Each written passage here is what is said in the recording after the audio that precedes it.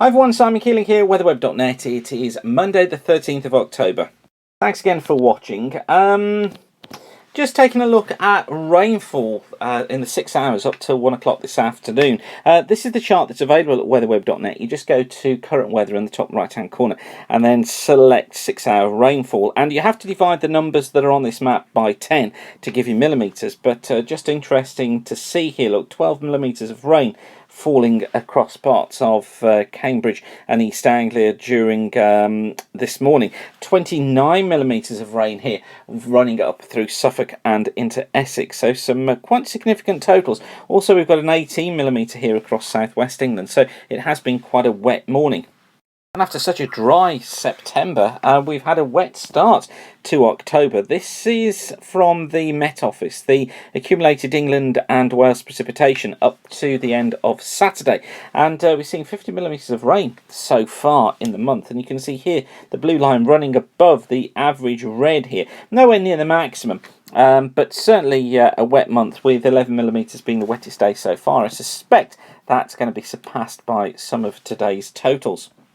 It's the whole of the UK that's wet as well. Scotland also has had a wet start to the month. Almost 100 millimetres of rain so far, with the wettest being on the 3rd at 26 millimetres.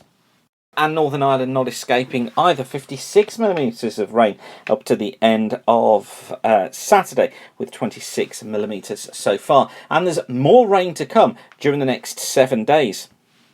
Comparing that across Europe, this is the last week's rainfall, again up to the end of Saturday. This running from October the 5th through to October the 11th. And the yellow colours on here showing us where 10 to 25 millimetres of rain fell during the week. And you can see how much of parts of Scandinavia running down through central and western parts of Europe have seen the wettest of the weather, whilst the east has been so dry, and it really is a west-east split that's showing up across Europe just at the moment.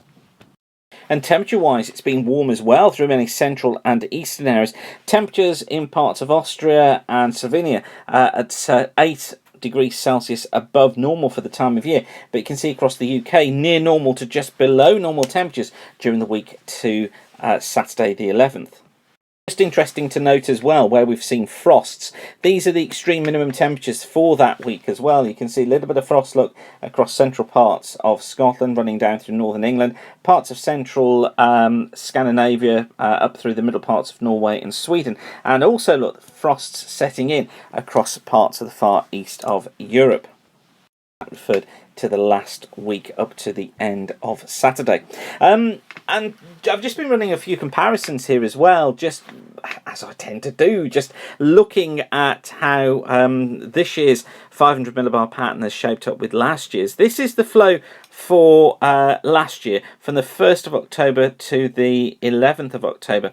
And look, high pressure up towards the north, or higher than normal heights up towards the north of the country, brought fair conditions there, but lower than normal heights down towards the south, with a flow rotating around those, something like so, during the first 11 days of October 2013. But just look at the difference here. This is this year. So this is the 11 days from the 1st of October through to the 11th of October so far. And look at this ridge out towards Eastern Europe. No wonder it's so warm and dry down here, showing us the above normal heights there. And look, here's the trough off towards the west of the UK that we've seen so far, a double feature out towards the west. That's responsible for the more unsettled conditions that we've seen. And in fact, the ECMWF, which is the chart here, and the GFS, which is the chart here, the 7 to 10 day mean of the 500 millibar flow really offers no hope. This is the 7 to 10 day means ending on the 23rd. So that's the end of Thursday, the 23rd of October. And look, both of them got a ridge in the Atlantic, trough through the UK, ridge across Europe. It's less marked on the GFS. The GFS really does want to go for bringing in unsettled conditions, builds the ridge look across Europe the same as the ECMWF does, although makes it a flatter ridge. So although high pressure is over there, it doesn't pump it quite as far north into Scandinavia during this period. And I think this is part of what the operational models are struggling with at the moment. You'll know that I was talking about higher pressure building somewhere around the 17th, 18th of the month. And Just not seeing any sign of that at all from the operationals. And the ensemble positively anti the idea. This is the prediction. These are the stamps from the ensemble model for...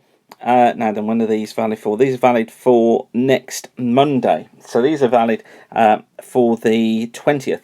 And on every single one of them, look, across the UK is a trough. It just shows every single stamp has got a trough in there. So very, very little signs of any ridge building. The ensemble firmly in the camp of there's going to be a trough there with a ridge across the east, and essentially that's exactly what that mean 500 millibar flowchart was just showing. Now a little bit further ahead on the stamps for Thursday the 23rd, again one does kind of hint at a ridge trying to get into the south, but generally look, the trough is still there. You see those blue colours on the majority of the stamps indicating that it likes the idea of keeping that trough in place, look, on these charts, and tries to stick with the idea of the unsettled conditions being there.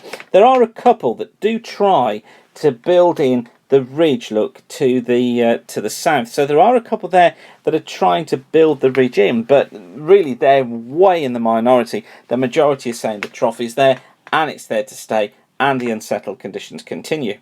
But you'll know that I've been showing the MJO prediction from the CFS, and the CFS closely follows the GFS ensemble. And this is the mean of the 500 millibar flow for this week. And, well, not surprising to see the idea of low than normal heights through the country, hence the unsettled conditions. But you see, week 2 again, the CFS, this is from the 19th to the 25th.